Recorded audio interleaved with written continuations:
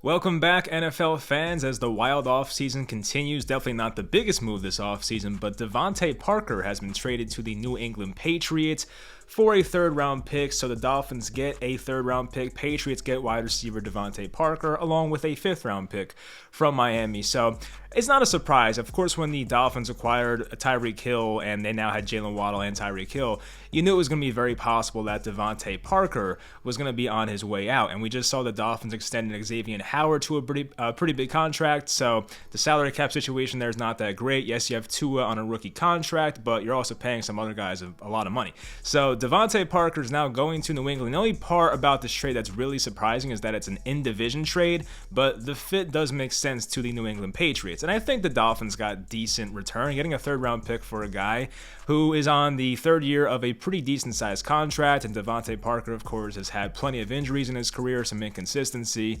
It's not the worst return in the world. So I think if you're a Dolphins fan, you look at this and go, all right, we maybe could have got a bit more, but at the end of the day, it's a pretty fair return for a guy like Parker. So if you're the Patriots, though, of course, they tried to find this ex-receiver a few years back by getting N'Keal Harry. That never worked out. You have a young quarterback in Mac Jones entering year 2.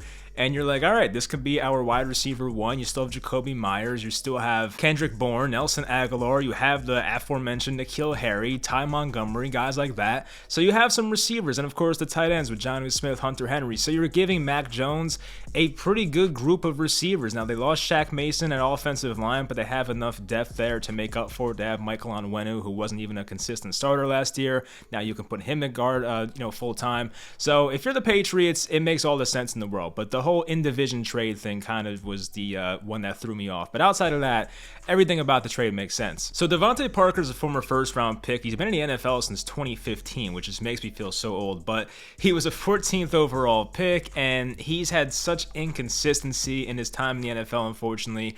We know DeVante Parker's a very talented guy, but just cannot stay on the field consistently. His games played by year, 14, 15, 13, 11, 16, 14, 10, which I thought it'd be a lot worse, honestly. But games started, that's a whole different story. When it comes to starts, it was 4, 8, 12, 7, 14, 11, 8.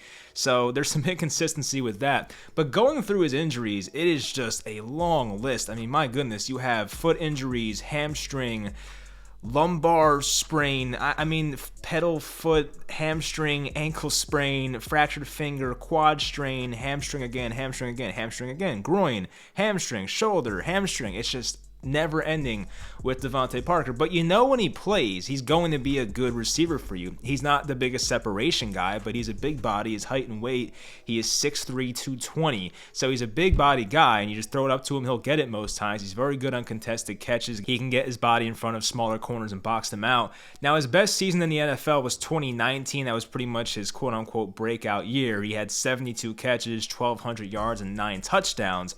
And when he's played since then, he's been good. But when you look at his overall seasons, it's been a bit of a disappointment. His yards by year, 494, 744, 670, 309. Then you had the 1,200-yard season. Then in 2020, it was 793. And last year, it was 515, but only played in 10 games. So if you're the Patriots, you should not count on DeVante Parker playing a full season.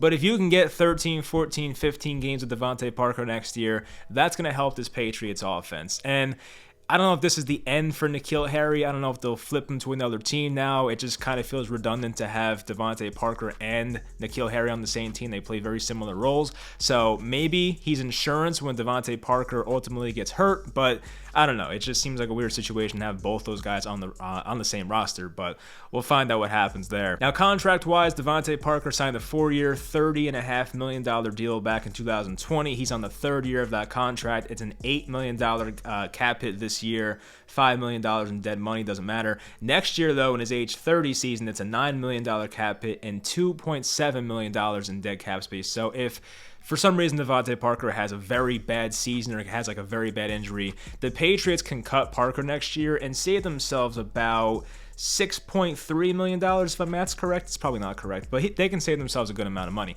So the Patriots, it's kind of like a one-year investment if you look at it that way, and at the end of the day, it's only a third-round pick. I mean, you're getting a fifth-round pick in return, so you're dropping 2 rounds, and you're getting a wide receiver 1, essentially. I mean, I don't know if Jacoby Myers is the one or Parker. I mean, maybe they're just 1A, 1B type thing going on there. But still, you're getting a talented wide receiver to help your young quarterback. I saw my Giants do this with Kenny Golladay last year. That did not work out. And Kenny Golladay and DeVante Parker are kind of similar in the way they play. So hopefully DeVante Parker does not have a year that Kenny Golladay had for my Giants in 2021. But, if it does work out and DeVante Parker stays on the field for the majority of the season, has an 80-catch, 1,200-yard, and 10-touchdown season, Bill Belichick's going to look like a genius. And I think the last time the Patriots traded for a Dolphins wide receiver, it was Wes Welker, and that worked out very well for the Patriots. So not saying it'll happen again, but these two teams have history when it comes to wide receivers, and we know how well Wes Welker worked out for the Patriots. Now, looking at the trade from the Miami Dolphins side of things, they continue to stack up picks for the 2023 draft, which is 2 drafts from now. So they acquired this 2023 third-round pick from New England. They have 2 firsts in 2023, one being from that Trey Lance trade with the 49ers.